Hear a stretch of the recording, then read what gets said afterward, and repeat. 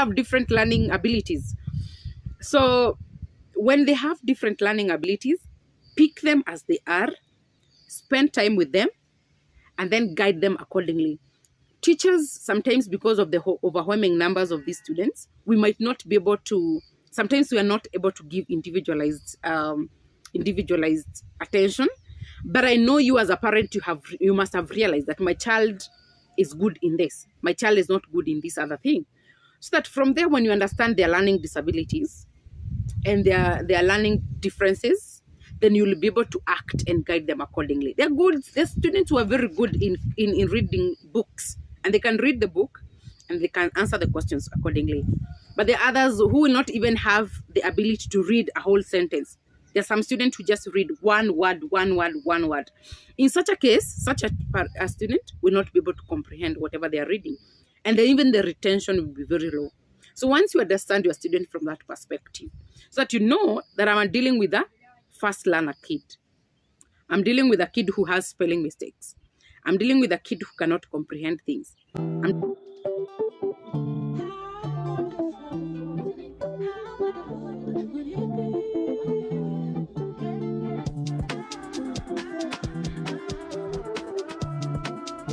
Hey guys, good morning, good afternoon, good evening, wherever you are. Thank you for stopping by, and thank you for finding this channel so impactful, and stopping by and listening to my talk and listening to my content. Now, as I said, I had a video and I officially introduced myself so that at least when you come back here, you know the kind of content that you expect. But I feel like it doesn't harm if I repeat my introduction again, so that you can know me better. And of course, you can be able to see why I'm so passionate about the different topics that I talk about. So again, my name is Wanjiru Kabuchi. I'm a teacher by profession. I'm an educator. I'm a linguist. I teach English and literature, and I also teach boys. So that is why I have so much passion and so much in terms of love and care for boy child, and more so in terms of their performance, because of course as a country or in the society, in the modern society, we are experiencing a very tough time when it comes to the performance of boys, and everybody is asking what could be ailing us or what could be the contributing factors on this. And so that is why I found that it is necessary that I highlight some of the issues that could be ailing and that could be also be contributing to the students' poor performance, and in this case specifically addressing the issue of boys. In the recent past, we've listened to different KCSE results, and one thing that came up very strongly is that, of course, there's something that needs to be done in terms of the performance of boys, and hence that contributes to my passion and to my ability and to my love for me to sit down and research and talk about what could be ailing, what can we do to improve on the condition that we have or the condition at hand, so that at least we are able to say that this is where the boys are and this is what needs to be done if you want them to move from stage A to stage B. And let me first of all say this, that education takes three pillars. It is very, very important that the student is guided well. It's very, very important that the parent also play their role. And it is also very, very important that teacher to also play their significant role. Now, the three make the performance of this student strong, because if you do your part as a parent by providing the necessary resources that are needed for the child to perform, that will be a plus. If you as a teacher, again, are able to do what it takes for you to be in class, what it takes for you to deliver the content that you want to give to your students, and especially the examinable content, and also the students' part, of course, they need to ensure that they comprehend, they understand, and they practice constantly what they're being taught, so that at least we can have retention and also we can have good results at the end of the day. And let me first also say this, that 844, which I am doing, it is result oriented. Nobody will understand why you failed or why you don't have good results. So 844 is result oriented, which means that you need to place your good papers and your good grades on the table before we start negotiating for anything. So that is why I want to make it known and to emphasize more that it takes more than just the teacher's role to ensure that there are good results, but it also takes the parent responsibility to monitor and to also talk to their boys and to also talk to their student and ensure that all of us are working towards getting the good grades. So that is why I decided that today that I sit and do a teacher's corner. A teacher's corner is a talk that is, of course, going to be an eye-opener to parents. It's an eye-opener to students. And to tell them what are some of the ways that they can do to improve. And what are some of the roles or what is needful of the parent to ensure that they're also contributing towards the positive performance of the student, and to also ensure that they're producing the best in terms of what they're giving to the students. That is why today I decided to have a teacher's talk. And this talk, I want us to talk about what are the major causes from the teacher's perspective now. From the teacher's perspective, what are the major causes of poor performance? Because generally I've talked about causes of poor performance, but I want to give now from a teacher's desk. Where I sit as a teacher, what are some of the things that I've observed from students, from boys specifically, that contribute to their poor performance? That is why today I'm seated here so passionately to walk you through some of the things that I've observed keenly. And I feel like if we do not address some of these issues, of course, we are going to always constantly have this dismal performance. And of course, this is a concern. I know so many parents are so much concerned about the performance of their boys. And they constantly ask, what is really ailing them? What is really contributing to this?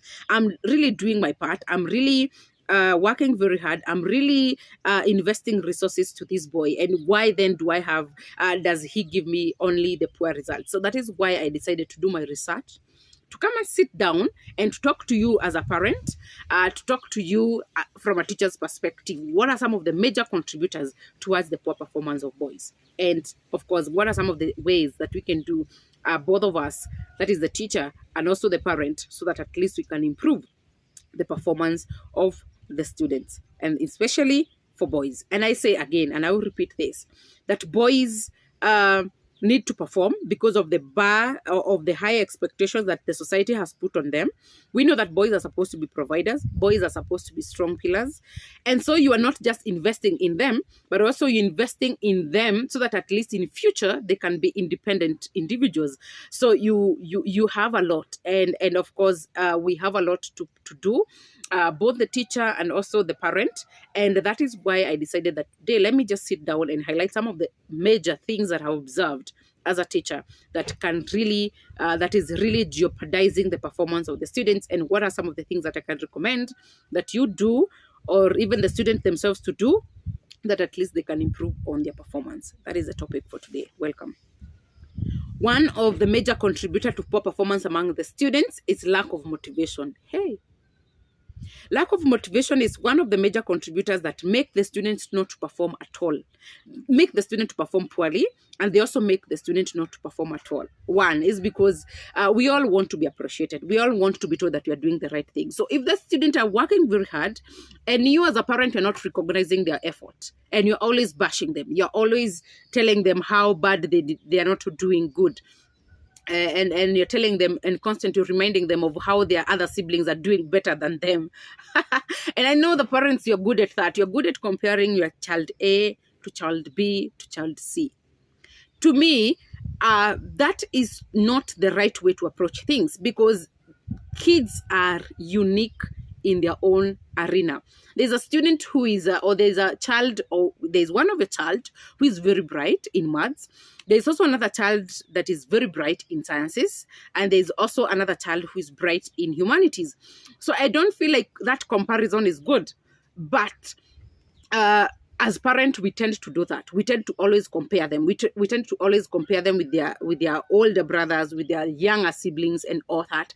And this make them feel demoralized.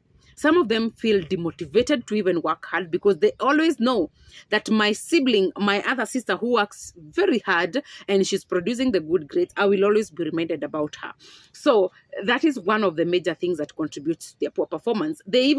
Some of them even open up to us, and they tell us, especially as the teachers, some of them open up enough to say that my mom does not appreciate the little effort that I put. let's say that this boy is an average student who scores between C plus, B minus, and thereabout. And so when they put their extra effort and get that grade, and even to achieve that grade, they have really worked hard, they have really researched, they have really sacrificed their time. And when they get to that point, and then you do not recognize their effort and only compare them with their other sibling who is getting an A minus, they feel demoralized.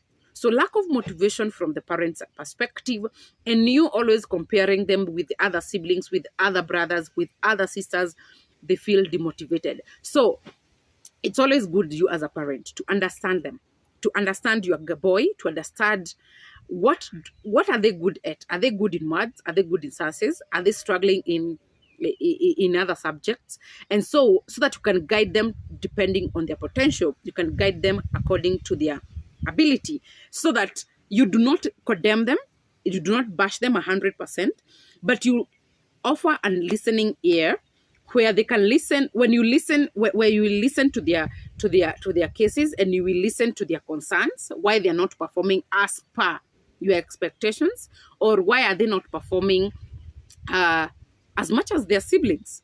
So if you understand them from that perspective, you listen to them and just get to understand why they are doing whatever they are doing, or they are getting whichever grade that they are doing, then of course you'll be able to understand them, to guide them accordingly, and then they will feel motivated. They will feel that someone is concerned about their performance, and next time they will put extra effort and then work very hard. So one of the things that I'm advocating to you parents, do not compare your kids. They're all different. They're very unique. Understand each and every child at their individual levels, guide them according to that level.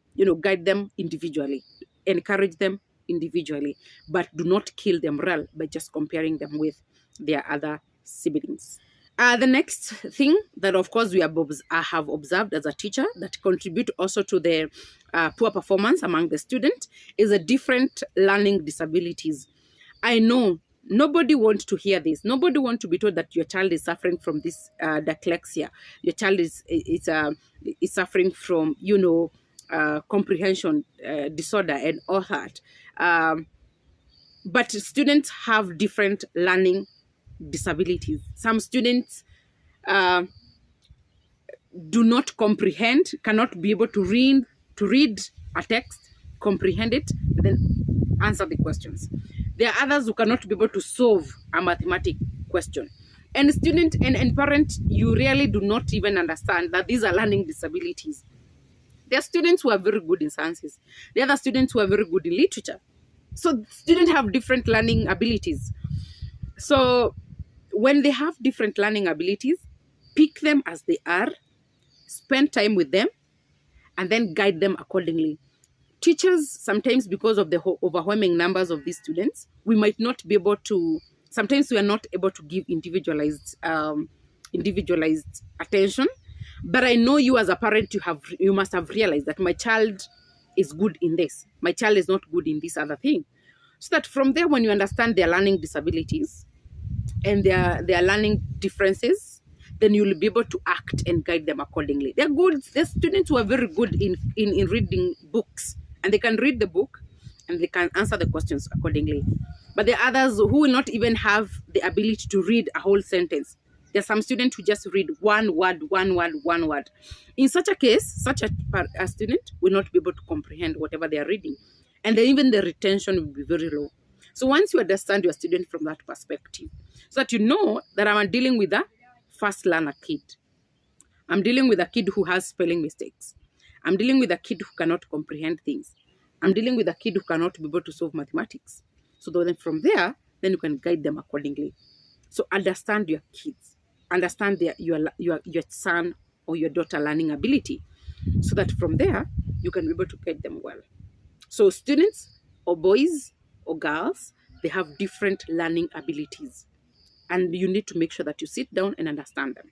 Because when you come to us as teachers and ask me, what is wrong with my son? What is wrong with my daughter? And I've observed them for quite some time. I've observed that these guys are suffering from spelling mistakes. They cannot be able to sit down and concentrate for a whole 40 minutes. That means that they're having issues. When I'm breaking this news to you as a parent, you might feel like I'm seeing for your child. So sometimes teachers shy away from telling you this kind of information. So to avoid that, it is good that you take your time, you take your good time to understand your child, to understand his abilities, to understand his difficulties and the process. You will guide them accordingly, and you will subject them to some of the tasks that can benefit them according to their abilities. So learning abilities are different, and you as a parent, you need to understand your child, you need to note their different abilities, and then from there, you work with the child. And you also guide them. You also guide them depending on their ability. Yes, guide them depending on their ability. From a teacher's perspective, again, some of the things that also contribute to poor performance is bullying. And the social issues. There are some students who will bully others. As I've said, and I want to emphasize on this, students have different learning abilities. Some are bullied because they're not performing better. Some are bullied because they are very, very bright. You find that a student who is in a school where students bully others, they bully you depending on your performance. They call you a slow learner. They call you someone who does not understand things because of your performance. So if a kid is subjected to such kind of bullying, they are likely to shy off from performance. They are likely to drop some good behavior that they were having previously. And then they concentrate and then they identify themselves with those bullies. Because let me tell you this, students are very good at forming cliques. Students are very good at grouping. So they group themselves depending on who understands them better. So in the process, they could be identifying themselves with certain kind of bullies. And they could also be identifying themselves with some people who are not adding much value to them. But because they want to just identify with themselves with that group of people, so that at least they can feel, I'm also a man enough, I'm a man enough.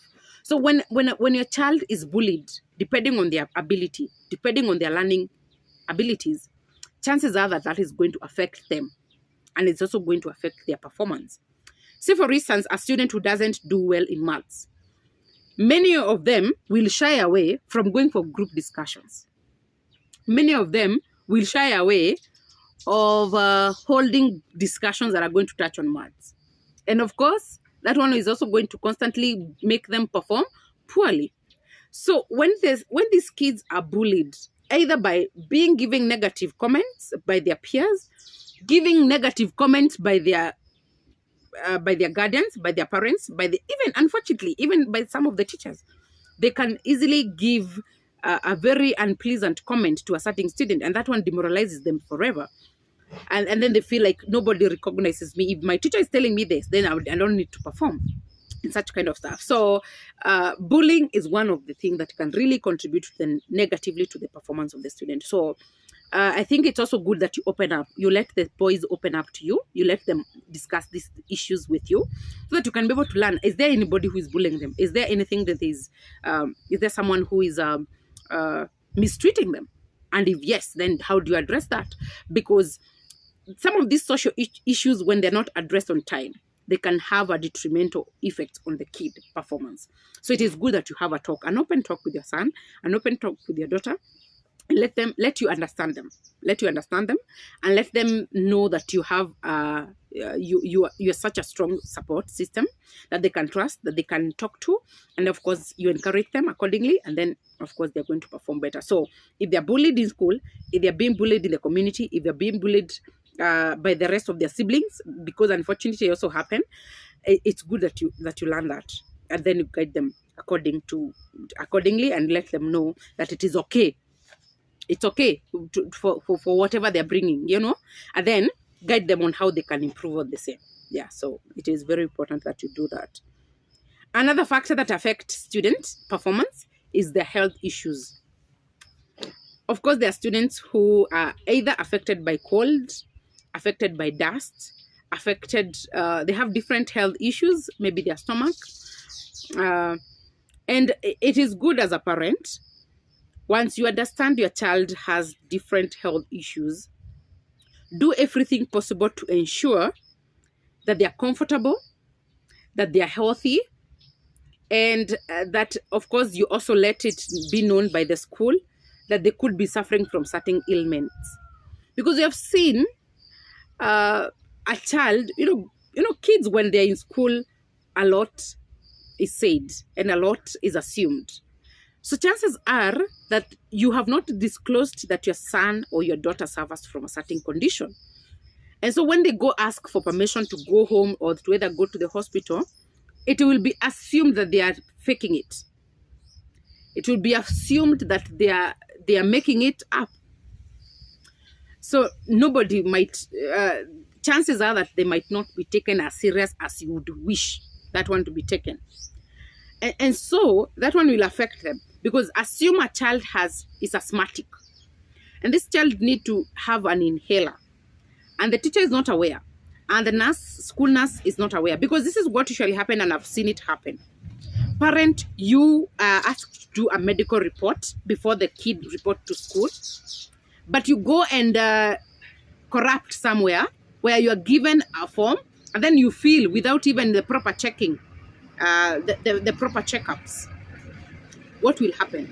You will bring that kid to school, the child will have been admitted, but from the record, you have not disclosed any health issue. So even if the teacher want to go back to the health issue record or to the record of this kid to ensure that to learn more about the child, to see what are some of the things that this child is suffering from, there are no record for such. So parents, please disclose the right information. Disclose the right information for your child and for your kids, so that they can be helped when need be. Because I've seen that happen. I've seen it happen. And unfortunately, parents, you're doing that, where you know that your kid is suffering from a certain condition.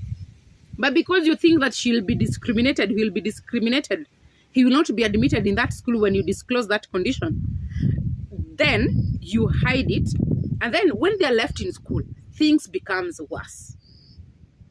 And so you will now be blaming the administration, you'll be blaming the teachers, you'll be blaming the school nurse, and yet it is you who never disclosed that when they were being reported or when they were being admitted. So please, as parent, disclose health issues of your children. That information is always very confident. Do not shy off from disclosing it. But, and I repeat this, please ensure that if there is anything that your child is suffering from, let it be known in advance. Let it be known in good time, so that any time that they have issues, they can be helped. That is a part. But of course, if you have students who are having several health issues, chances are that sometimes they're not going to be in class. Sometimes they're going to be out for medical condition, for medical attention. And of course, they're going to miss out in one way or the other. And so that one will also affect their performance. So apart from you just disclosing, also pray that, of course, your kid is going to remain healthy, so that they do not miss out on lessons, they do not miss out on revision, they do not miss out on exams, so that that also can health issues can really affect the health, the performance of the kid. A student who is constantly out for medical attention will not perform well, because sometimes we'll be lost for them getting medical attention and all that. And of course, time lost is not easy to recover and all that. And again, as we said, learning abilities differs. So if maybe your child is one of the kind that must constantly have a teacher in class for them to understand things, and then they're out there because of health issues, of course, that is going to have a negative impact on their performance. So disclose the right information, and also support your child where possible if they're having any health issues, because the many days that they're going to spend out, that is also going to affect their performance. Another thing that also affects students' performance is lack of resources. We are living in an era where, of course, we all want the best for our student. We all want the best in terms of, the best quality in terms of everything for our children. But unfortunately, we are not able to provide enough resources. And education is so robust and it is so involving. So sometimes you'll be asked to provide certain resources, and maybe you do not have enough money to do that. So if you do not provide the right resources for learning to take place, of course, that is also going to affect their learning outcome. So things like books, things like calculators, things like atlas, things like dictionary. Some of these things are very expensive, yeah. Some of these things are a bit pricey. And so you find that parents do not afford them. And so if you do not afford them, and of course we want individualized kind of learning, if you do not afford them, chances are that these kids are not going to have a reference point, and hence of course they're going to have poor performance. Unfortunately, there is even other places. It's also good that when you're taking your kids to different schools, check whether the infrastructures are enough. Check the essentials. Are there classes? Yes. Are there books? Yes. Are there laboratory? Because these are some of the things that contribute to your students' performance.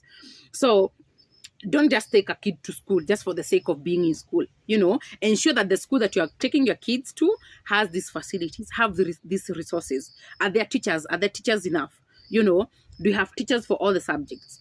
Do they have enough resources? So that is one thing that really affects the performance of the student. So do not just be saying, I've taken my child to school, but make sure that you have taken to a good school which has resources, because resources are needed. Of course, they need to do experiment, they need to do calculations using a calculator, they need to check words from the dictionary, they need to do atlas for different subjects. And of course, if these resources are not there and they're not provided, then of course that is going to have a negative impact on their performance. So it is good that you also check on that. Lack of enough resources also affect the students' performance. Another factor that can affect the students' performance is language barrier. Hey, there's some students who attended school where they were taught in their mother tongue, and then they come to school where they're supposed to, every other instruction is given in English or Kiswahili, and they do not comprehend that. Plus, number two, also, the language that is used in the exam is totally different, and most of these exams are set in English. So if the kid is not well exposed to the language, hakuna kitu atashika.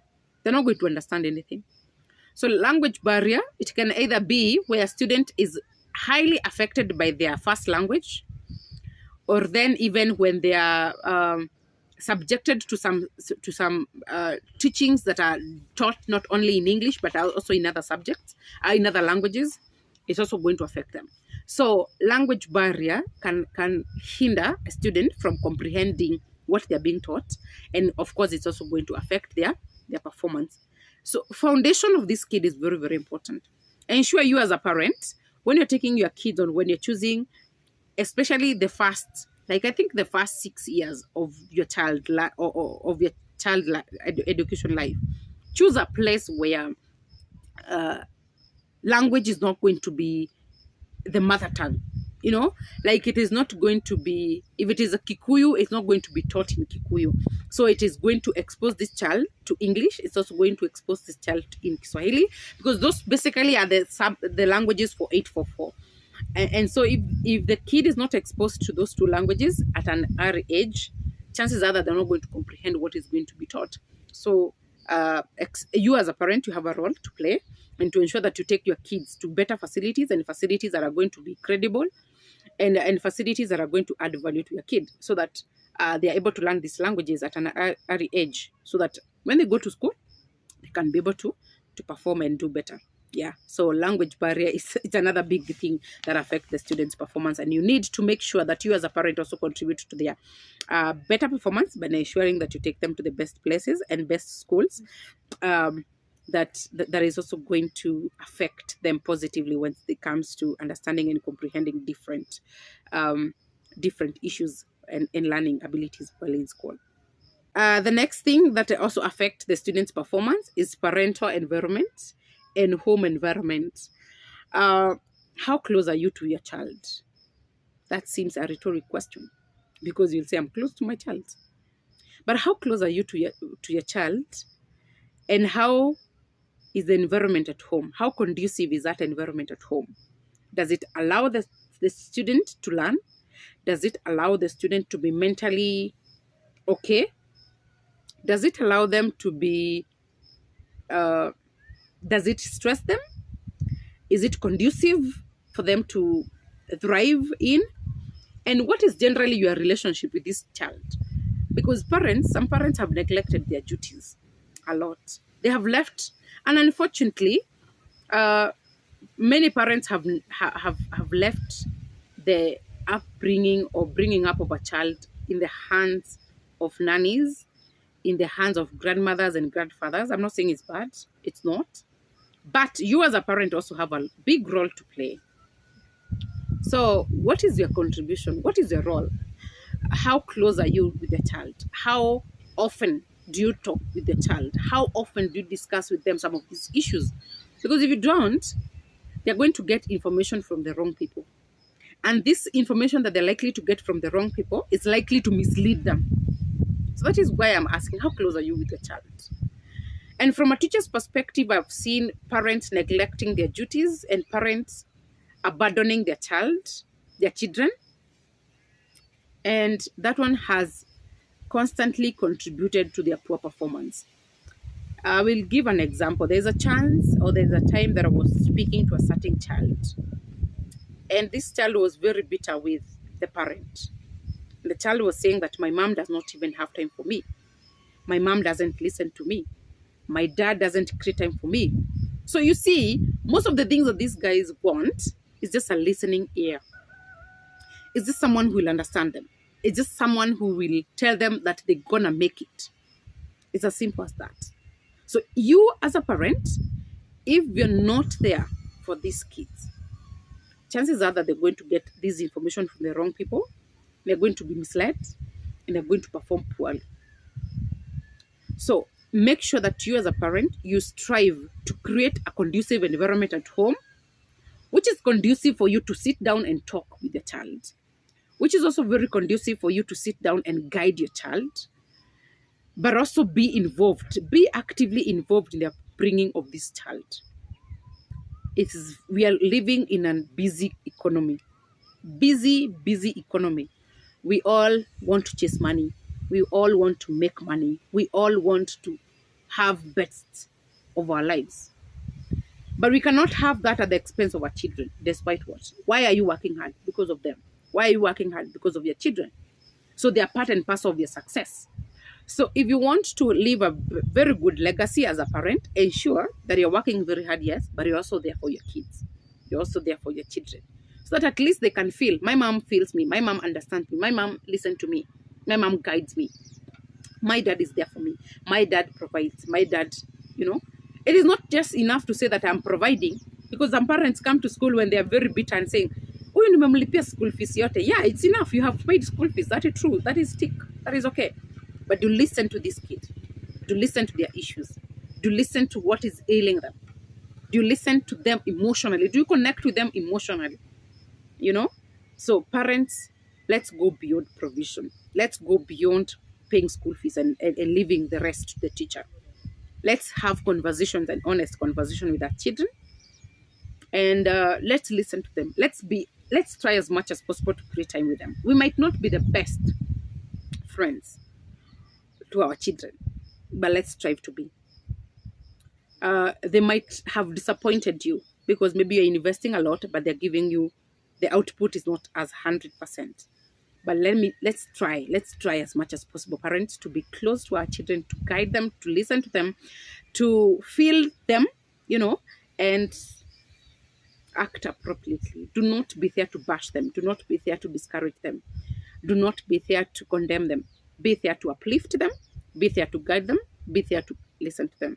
And if you do that as a parent, you can be sure that your kids will not want to let you down. And finally, they will have very good results. So that is from a teacher's corner. And that is from a teacher's perspective. And some of the things that I feel like you as a parent, you need to make sure that you make and do your role well, so that at least we all join hands and make the student perform the best. Until next time, thank you so much.